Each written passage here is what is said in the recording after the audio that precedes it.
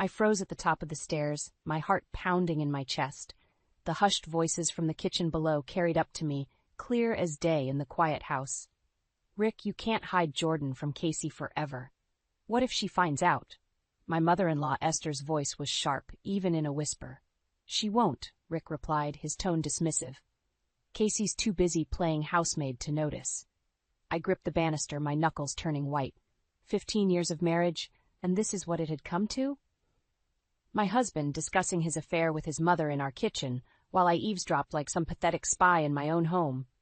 You're playing with fire, Esther warned. Casey may be a doormat, but even doormats have their limits. I bit my lip, fighting back tears. A doormat, is that all I was to them? Mom, drop it, Rick snapped. I've got this under control. Casey's not going anywhere. The certainty in his voice made my blood boil. I took a deep breath, steadying myself. They were right about one thing. I wasn't going anywhere, at least not yet. I crept back to our bedroom, my mind racing. How long had this been going on? How could I have been so blind? The next morning, I plastered on a smile as I made breakfast. Rick stumbled into the kitchen, bleary-eyed and hungover. Morning, honey, I chirped, setting a plate of eggs in front of him. Sleep well? He grunted, not meeting my eyes. Fine, thanks. I turned to the stove, my back to him. So, how's work been? Any interesting projects? Same old, he muttered. I spun around, fixing him with a steady gaze. Really? No one new on your team? No. Jordan, maybe? Rick's fork clattered to his plate. He stared at me, his face pale. What? Jordan, I repeated, my voice steady despite the tremor in my hands. Your coworker, the one you're sleeping with. Casey, I held up a hand, silencing him. Save it, Rick. I heard you and your mother last night. He slumped in his chair, running a hand through his hair. It's not what you think. I laughed, a harsh sound that surprised even me.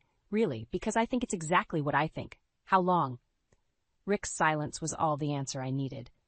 Get out, I said quietly. He looked up, startled. What? I said, get out. Go to work. Go to Jordan. I don't care. Just get out of my sight. Rick stood, his chair scraping against the floor. Casey, we need to talk about this. Oh, now you want to talk? I spat. After 15 years of treating me like your personal maid? After moving us in with your parents so I could take care of your father? After letting your mother treat me like dirt? Now you want to talk? Mom? Lily's voice came from the doorway. Our 13-year-old daughter stood there, her eyes wide with concern. What's going on? I took a deep breath, forcing a smile. Nothing, sweetheart. Your dad was just leaving for work. Rick hesitated, looking between me and Lily. Finally, he grabbed his briefcase and headed for the door. We'll discuss this later, he muttered. As soon as the door closed behind him, Lily rushed to my side. Mom, are you okay? I heard yelling. I pulled her into a hug, fighting back tears. I'm okay, honey, but things are going to be changing around here. What do you mean? I pulled back, looking into her eyes. Your dad? He's done something very wrong, and I'm not sure I can forgive him. Lily's face hardened. Is this about the woman from his office? The one he's always texting? I blinked, stunned. You knew. She shrugged, looking away. I saw some messages on his phone. I didn't want to say anything. I hugged her again, tighter this time. Oh, sweetheart, I'm so sorry you had to deal with that alone. What are we going to do? Lily whispered. I straightened up, a newfound determination coursing through me. We're going to take care of ourselves, that's what. No more being doormats. As if on cue, Esther's voice rang out from upstairs. Casey, where's my breakfast? I exchanged a look with Lily, seeing my own resolve mirrored in her eyes. Coming, Esther, I called back. But as I reached for another plate, I knew things would never be the same. The life I'd known was over. It was time to start planning for a new one where I called the shots. I stood at the kitchen sink, scrubbing dishes with more force than necessary. 15 years of marriage, and for what? To be treated like a servant in my own home? Casey! Esther's shrill voice pierced through my thoughts. Where's my afternoon tea? I gritted my teeth, setting down the sponge. Coming, Esther. As I prepared her tea, my mind wandered to the day Rick and I moved in. We were newlyweds, full of hope and love. Rick's father, Carl, had just been diagnosed with Parkinson's, and we agreed to help care for him. It seemed like the right thing to do. What's taking so long? Esther demanded as I entered the living room. I plastered on a smile. Here you are, Esther, just the way you like it. She snatched the cup, not even bothering to look at me. It's probably cold by now. I bit my tongue, remembering how different things were when Carl was alive.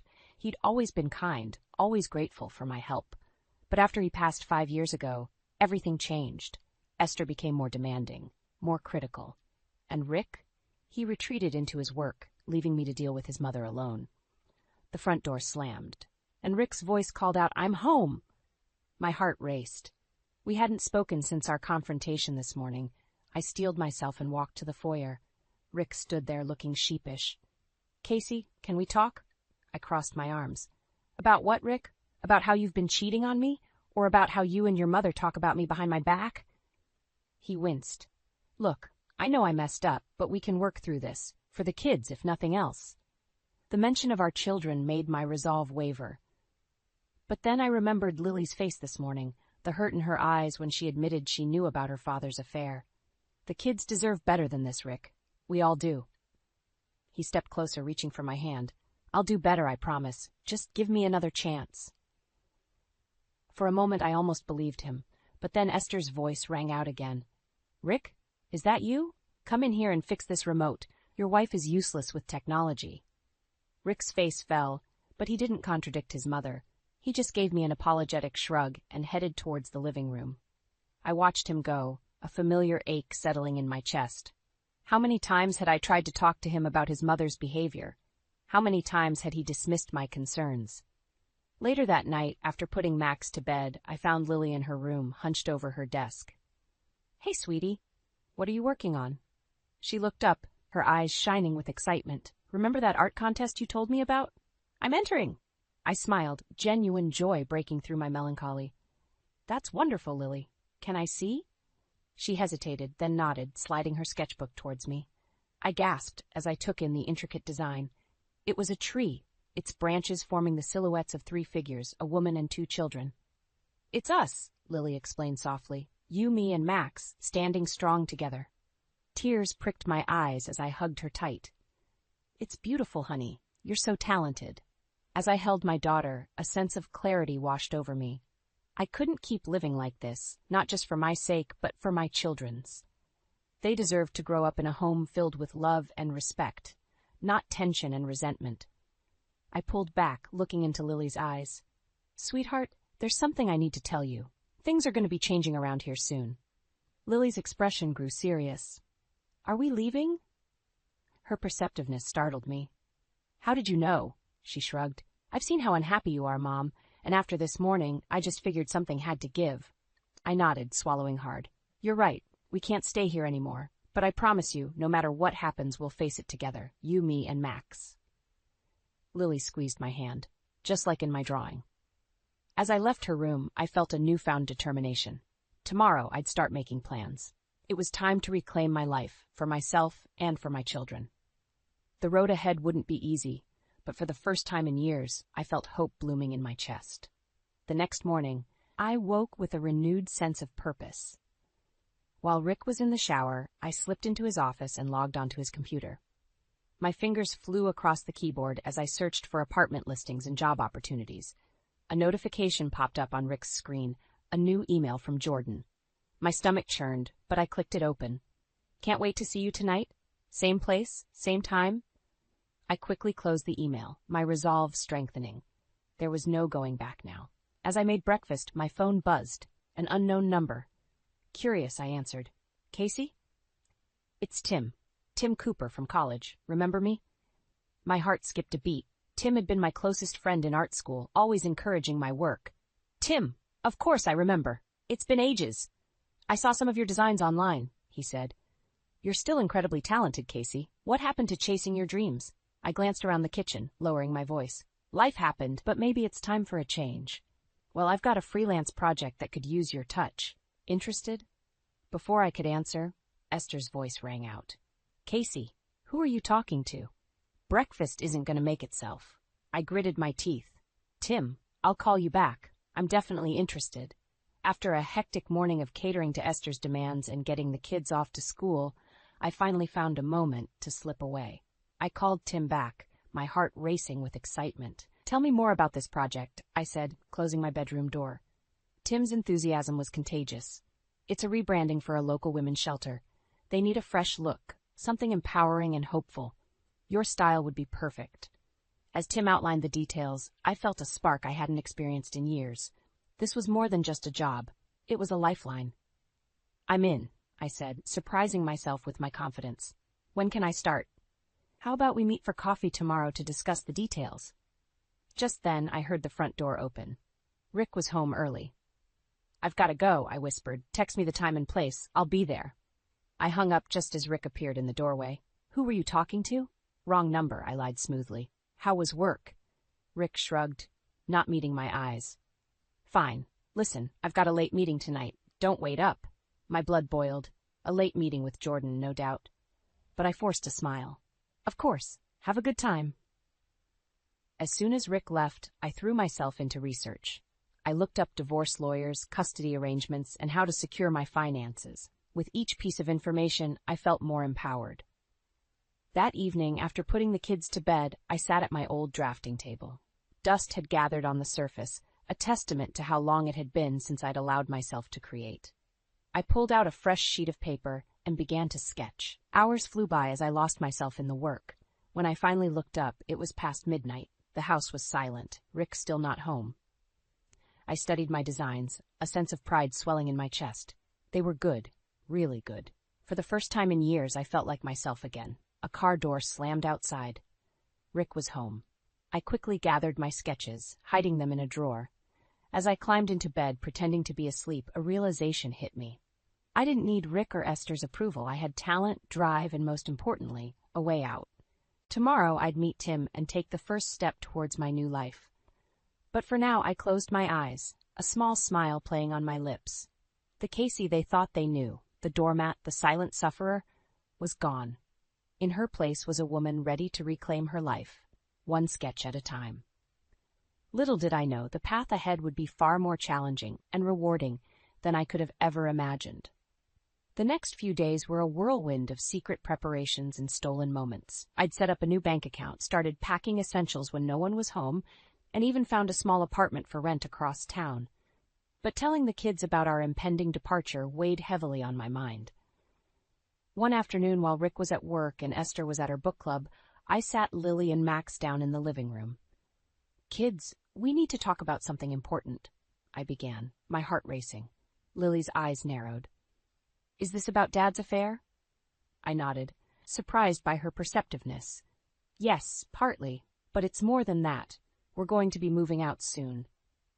Max's lower lip trembled. "But why, Mommy? Don't you love Daddy anymore?" I pulled him close, fighting back tears. "Oh, sweetie, I'll always love your dad in some way, but sometimes adults need to make hard choices to be happy and safe." Lily took my hand. "I think it's the right thing to do, Mom. We can't stay here with Grandma being so mean to you all the time." Her maturity both warmed and broke my heart. I hugged them both tightly, grateful for their understanding. That evening, as we sat down for dinner, the tension in the air was palpable. Rick barely looked at me, while Esther's eyes bored into me with suspicion. "So, Casey?" Esther began, her voice dripping with disdain. "I hear you've been working on some little project? Playing with your doodles again?" I took a deep breath, steeling myself. "Actually, Esther, I've taken on a freelance job. It's a rebranding project for a women's shelter." Rick's head snapped up, surprise evident on his face. Esther, however, scoffed. "Playing with your little doodles won't pay the bills, Casey. Rick deserves better." The room fell silent. I could feel Lily and Max's eyes on me, waiting to see how I'd respond. In that moment, something inside me snapped. I stood up slowly, placing my napkin on the table. "I'm more than these little doodles, Esther. Watch me prove it." Rick finally spoke up. "Casey, sit down. You're embarrassing yourself." I turned to him, my voice steady. "No, Rick, I'm done sitting down. I'm done being silent, and I'm done letting you and your mother treat me like I'm worthless." Esther gasped, her face turning red. "How dare you speak to us like that, after everything we've done for you?" I laughed, a harsh sound that surprised even me. "Everything you've done for me? You mean treating me like a servant? Belittling my dreams? Turning a blind eye while your son cheats on me?" Rick paled. "Casey, that's enough." But I was on a roll. "No, it's not enough. It's just the beginning. Kids, go pack your bags. We're leaving." Chaos erupted. Esther started shrieking. Rick tried to grab my arm, but Lily and Max sprang into action, running upstairs to their rooms. As I turned to follow them, Rick caught my wrist. "You can't do this, Casey. You have nowhere to go." I yanked my arm free, meeting his gaze. "That's where you're wrong, Rick. I have everywhere to go, and for the first time in years, I'm choosing myself." I raced upstairs, helping the kids gather their things. My hands shook as I threw clothes into suitcases, listening to Rick and Esther's angry voices below. Just as we were about to leave, I remembered my sketchbook. I couldn't leave without it. I dashed into our bedroom, rummaging through drawers. That's when I saw it. A small velvet box, hidden beneath Rick's socks. My curiosity got the better of me, and I opened it. Inside was a stunning diamond necklace. My heart sank as I realized it wasn't for me. It was for Jordan. Footsteps thundered up the stairs. I snapped the box shut, grabbed my sketchbook, and ran out just as Rick burst into the room. "Casey, wait!" But I was already halfway down the stairs, kids in tow, heading for the door. As we piled into the car, I caught a glimpse of Rick and Esther in the doorway, their faces a mix of anger and disbelief. I started the engine, my resolve stronger than ever. There was no turning back now. Our new life was waiting, and I was ready to embrace it, challenges and all. The morning of our departure arrived with a surreal calm. I woke before dawn, my heart pounding with a mixture of fear and exhilaration. This was it, the day everything would change. I crept downstairs, careful not to wake Rick or Esther. In the dim kitchen light, I pulled out a sheet of paper and began to write. "Rick, by the time you read this, the children and I will be gone. I heard everything that night. About Jordan, about your affair, about how little you think of me. You betrayed my trust and underestimated my strength. Our children and I deserve better, and we're leaving to find that better life. I've spent 15 years sacrificing my dreams for this family. No more. I'm taking back my life, my career, and my self-respect. Don't try to find us. Don't try to manipulate the kids. It's over. Casey." I folded the letter and left it on the kitchen table. As I turned to leave, I caught sight of a framed photo on the wall, our wedding day. We looked so young, so full of hope. I touched the glass, a lump forming in my throat. How had we ended up here? A floorboard creaked upstairs, jolting me back to reality. I hurried to wake Lily and Max, helping them dress and gather their final belongings. We moved like ghosts through the house, our whispers and shuffling feet the only sounds in the pre-dawn quiet. As we loaded the car, I felt a presence behind me. I turned to find Esther standing on the porch, her face a mask of fury. "Where do you think you're going?" she hissed. I straightened my spine, meeting her gaze. "Away from here, away from you and Rick and all the pain you've caused." She laughed, a cruel sound. "You'll never make it on your own. You're nothing without this family." Her words, intended to wound, only strengthened my resolve. "Watch me," I said, climbing into the driver's seat. As we pulled away, I saw Rick burst out of the house, still in his pajamas. He ran after the car, shouting my name. In the rearview mirror, I watched him grow smaller and smaller until he disappeared from view. We drove in silence for a while, the weight of what we'd done settling over us. Then Max's small voice piped up from the back seat. "Mommy, where are we going?" I smiled at him in the mirror. "To our new home, sweetie, to our new life." Lily reached forward and squeezed my shoulder. "We're proud of you, Mom." Tears pricked my eyes, but I blinked them away. I needed to stay strong for them. We arrived at the small apartment I'd rented across town. It wasn't much, 2 bedrooms, a tiny kitchen, and a living room that would double as my workspace. But it was ours. As we unpacked, my phone buzzed incessantly with calls and messages from Rick. I ignored them all. That evening, exhausted but exhilarated, I sat on our second-hand couch, watching Lily and Max explore their new rooms. My phone buzzed again. This time it was Tim. "Hey, superstar, how'd it go?" I took a deep breath. "We did it. We're out." "That's amazing, Casey. I'm so proud of you. Listen, I've got some news about the project. The client loved your initial designs. They want to meet with you tomorrow to discuss expanding the scope." My heart leapt. This was it. My chance to prove Esther wrong, to show Rick what he'd underestimated all these years. "I'll be there," I said, a fierce determination in my voice. As I hung up, a notification popped up on my phone, an email from Rick's work account, probably sent by mistake. The subject line made my blood run cold. Custody, battle, strategy. My hands shook as I opened it. Inside was a detailed plan to fight for full custody of the kids, painting me as an unstable, unfit mother. I sank to the floor, the phone clattering beside me. Just when I thought we were free, just when I dared to hope for a better future, Rick was plotting to take away the very reason I'd found the strength to leave. In that moment, I realized this wasn't just about me anymore. It wasn't even just about the kids. This was war, and I'd be damned if I didn't fight with everything I had. I picked up the phone, my fingers flying across the screen. "Tim, I need a favor. Can you recommend a good lawyer?" The battle for our future had only just begun. The days following our departure were a whirlwind of activity. Between setting up our new home, preparing for my meeting with the women's shelter client, and consulting with the lawyer Tim recommended, I barely had time to breathe. But the constant motion kept me from dwelling on the enormity of what I'd done. That is, until Rick showed up at our door. I was in the middle of a video call with my new client when the pounding started. Lily, who had been reading on the couch, jumped up with wide eyes. "Mom," she whispered, "it's Dad." My heart raced, but I kept my voice steady as I addressed my client. "I'm so sorry, but I need to step away for a moment. Family emergency." I muted the call and turned to Lily. "Take Max to your room and lock the door. Don't come out until I say it's okay." As soon as the kids were safely out of sight, I opened the door. Rick burst in, his face a storm of emotions. "Casey, please," he pleaded. "We can work this out." I stood my ground, my voice ice cold. "Your actions spoke louder than your words, Rick. Our children and I are moving on." He ran his hands through his hair, frustration evident. "You can't just take my kids away from me. I'll fight you on this, Casey. I swear I will." "I know about your custody battle strategy," I shot back. "Did you really think I wouldn't find out?" Rick's face paled.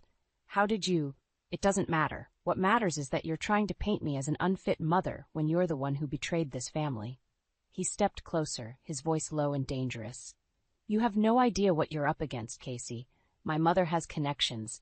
We'll bury you in legal fees. You'll lose everything." For a moment, fear gripped me, but then I thought of Lily and Max, of the life I was fighting to build for us. I straightened my spine and met Rick's gaze. "Get out," I said, my voice steady, "and don't come back unless it's through our lawyers." As I closed the door on Rick's stunned face, I heard a commotion from the hallway. Esther's shrill voice carried through the thin walls. "Richard, did you get them? Are they coming home?" I pressed my ear to the door, listening intently. "No, Mom." Rick sighed. "She's not budging. We need to regroup." "This is ridiculous," Esther screeched. "Who's going to take care of the house, cook my meals? That ungrateful little—" Their voices faded as they moved down the hallway. I slumped against the door, my heart pounding. The reality of what I was up against hit me full force. Rick and Esther weren't just fighting for the kids. They were fighting to maintain their comfortable life, with me as their personal servant. A gentle knock on the bedroom door jolted me back to the present. "Mom?" Lily called. "Is it safe to come out?" I took a deep breath, composing myself. "Yes, sweetie. Everything's okay now."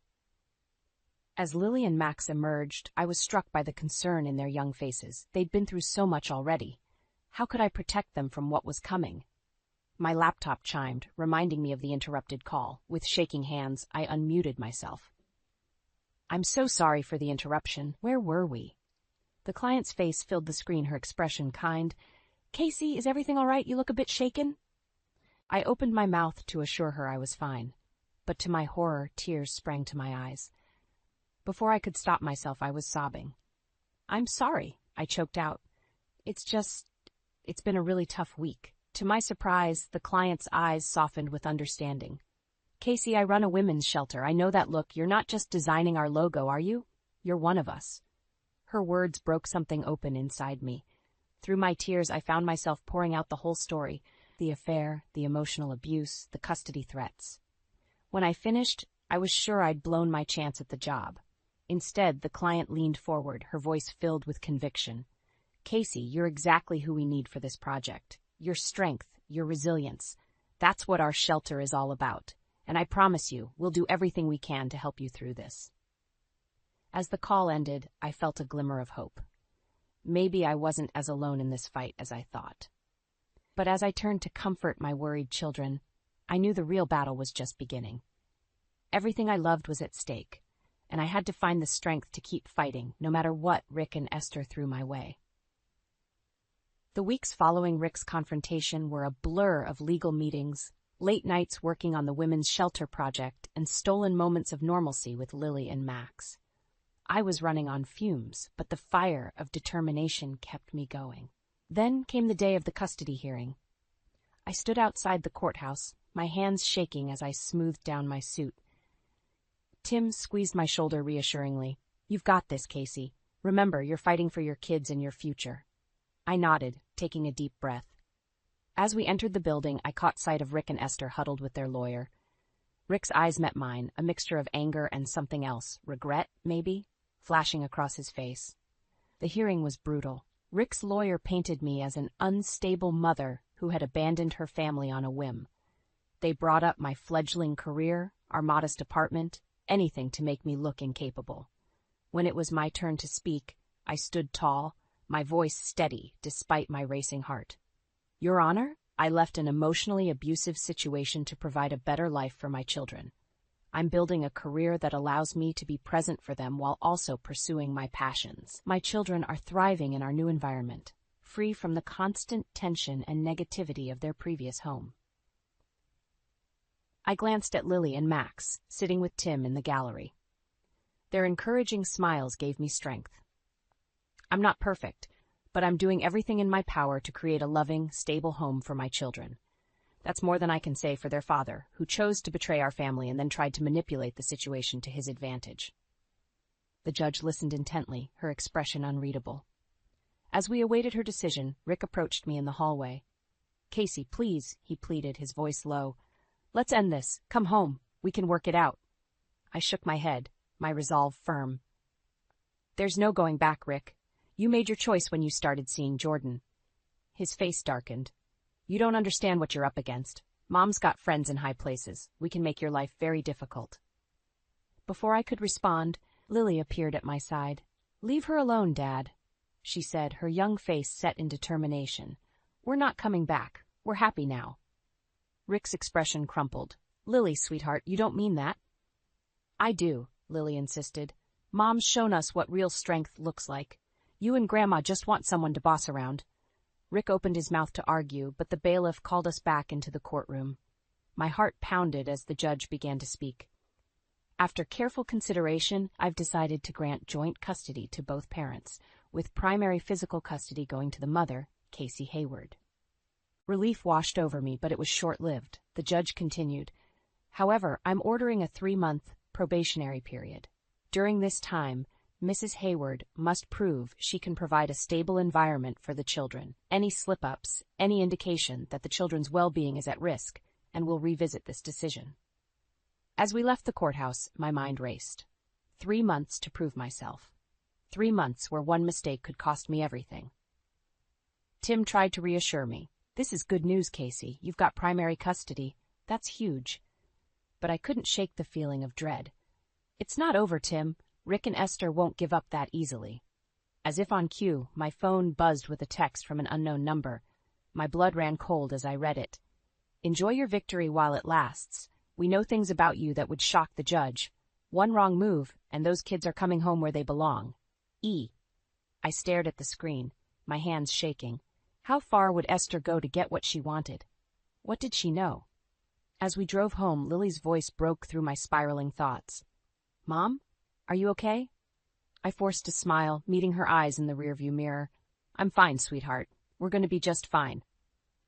But as I gripped the steering wheel, I knew the real battle was just beginning. Everything I loved was hanging by a thread, and I had no idea how to protect it all from the storm that was coming. The day of the final custody hearing arrived, marking the end of the 3-month probationary period. As I stood before the mirror, adjusting my suit, I caught sight of the woman I'd become. Stronger, more confident, but with shadows under her eyes that spoke of sleepless nights and constant worry. "Mom?" Lily's voice called from the living room. "It's time to go."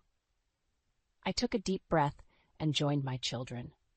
Max clung to my hand as we made our way to the courthouse, his little face a mix of confusion and concern. The courtroom was tense as we entered. Rick and Esther sat on one side, their faces set in grim determination. I felt a flicker of fear as I caught Esther's smug smile. What did she have up her sleeve? As the hearing began, Rick's lawyer presented their case first. To my shock, he called Jordan to the stand. My heart raced as she took her seat, avoiding my gaze. Miss Phillips, the lawyer began, can you tell the court about your relationship with Mr. Hayward? Jordan hesitated, her eyes darting to Rick. We were involved romantically, but it's over now. The lawyer nodded. And during your relationship, did Mr. Hayward ever express concerns about his wife's stability or ability to care for their children? I held my breath, waiting for the blow to fall. But to everyone's surprise, Jordan straightened in her seat, her voice clear and steady. No, she said firmly. Rick never said anything like that. In fact, she paused, taking a deep breath. He often spoke about how Casey was the backbone of their family, how she took care of everything while he focused on his career. A murmur ran through the courtroom. I saw Rick's face pale, while Esther's eyes blazed with fury. When it was my turn to present, I stood tall, my voice unwavering, as I detailed the progress I'd made in the past 3 months, the success of my freelance business, the stable home environment I'd created for the children, and the support system we'd built. Your Honor, I concluded, I'm not perfect. I'm still learning and growing every day. But I'm committed to providing a loving, stable home for my children, a home where they're respected, supported, and free to be themselves. As we awaited the judge's decision, Tim squeezed my hand reassuringly. The tension in the room was palpable. Finally, the judge spoke. After careful consideration of all the evidence presented, I've reached a decision. Full custody of the children will remain with Casey Hayward, with generous visitation rights for Richard Hayward. Relief washed over me. But the judge wasn't finished. Furthermore, she continued, I'm ordering Mr. Hayward and his mother to attend family counseling. It's clear there are deep-seated issues that need to be addressed for the sake of these children. As we left the courthouse, I felt a weight lift from my shoulders. It was over. We'd won. Esther brushed past us, her face twisted with anger. This isn't the end, Casey, she hissed. You'll regret the day you tore this family apart. But her threats held no power over me anymore. I turned to face her, my voice calm but firm. No, Esther, you and Rick tore this family apart long before I left. I'm just putting the pieces back together in a healthier way. To my surprise, Rick approached us, his expression softer than I'd seen in years. Casey, I'm sorry. For everything. You deserved better. I nodded, acknowledging his apology without accepting it fully. We all deserved better, Rick. Maybe now we can all start to heal. As we walked away, Lily slipped her hand into mine. We did it, Mom, she said, her voice filled with pride. We're really free now. That night, as I tucked Max into bed, he looked up at me with wide eyes. Ma, are we going to be okay now? I smiled, kissing his forehead. Yes, sweetheart, we're going to be more than okay. We're going to be happy. Later, as I sat on the balcony of our apartment, I gazed out at the city lights. Tim joined me, handing me a cup of tea. You know, he said softly, you've inspired a lot of people, Casey. The women at the shelter, they look up to you. You've shown them what's possible. I turned to him, feeling a warmth in my chest that had nothing to do with the tea. This isn't just about us, I replied. It's about showing Lily and Max that they deserve respect and love. It's about breaking cycles and building something better. Tim nodded, his eyes shining with admiration. You've shown them, and everyone around you, that quiet strength can lead to powerful changes. As we sat there in comfortable silence, I felt a sense of peace wash over me. The road ahead wouldn't be easy, but for the first time in years, I was excited about the future. I had my children, my career, and a chance to help others find their own strength. This wasn't just an ending. It was a new beginning, full of hope and possibility, and I was ready to embrace every moment of it.